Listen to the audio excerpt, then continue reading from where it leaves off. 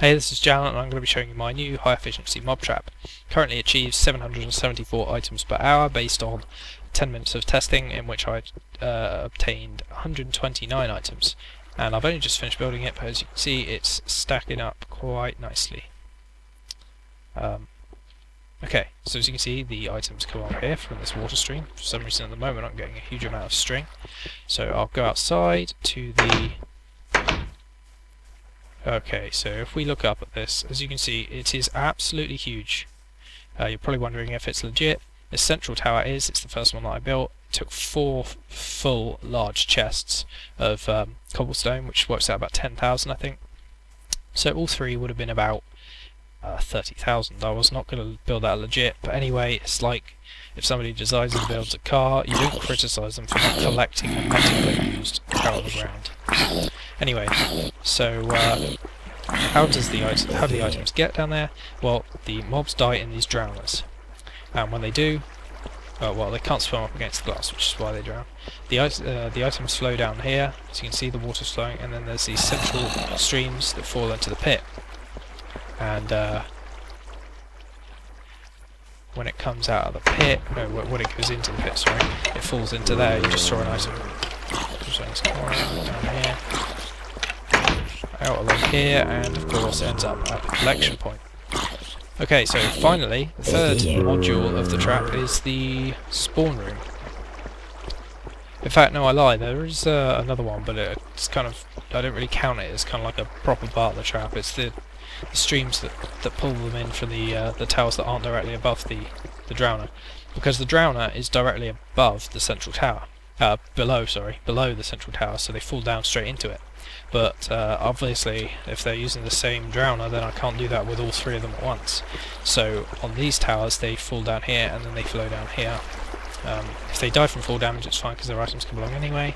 The items come along, or the mobs come along, they fall into this bit, they flow around here and end up in the drowner again, and the items end up in the middle as usual. Okay, so let's have a look at one of the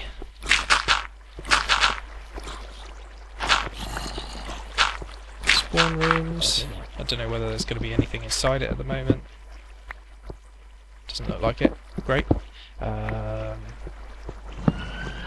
Cave noise. Okay, so they spawn on this area here because it's dark and it's quite large and it's tall enough for them, and then they'll eventually wander out into the water, and when they do they'll get pushed along into the, well, if they're in the central one they'll get pushed into the drowner pit, but otherwise they'll just fall into the streams which will push them into the drowner pit eventually. The spiders won't fit in the pit, so they get pushed against the cactuses and die, and their items drop down and end up at the spawn collection point anyway. Not spawn, the collection point, sorry. Right.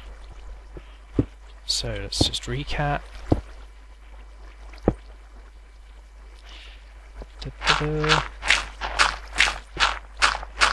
These towers actually reach the height limit, so I'm not going to go all the way up there because it takes ages. Just to recap, if it's not the central tower, then they end up in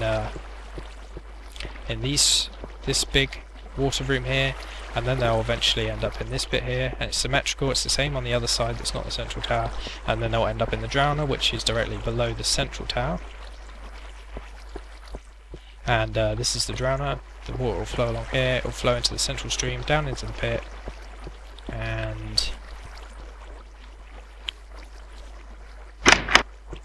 down there, along around here, straight down here, and to the collection point. There are currently 23 spawn rooms.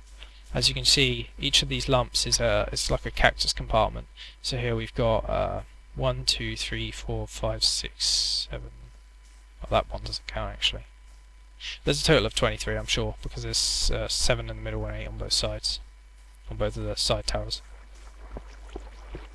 So anyway, I hope you've enjoyed watching this, and if you did, please comment, rate and subscribe, and again, there we go.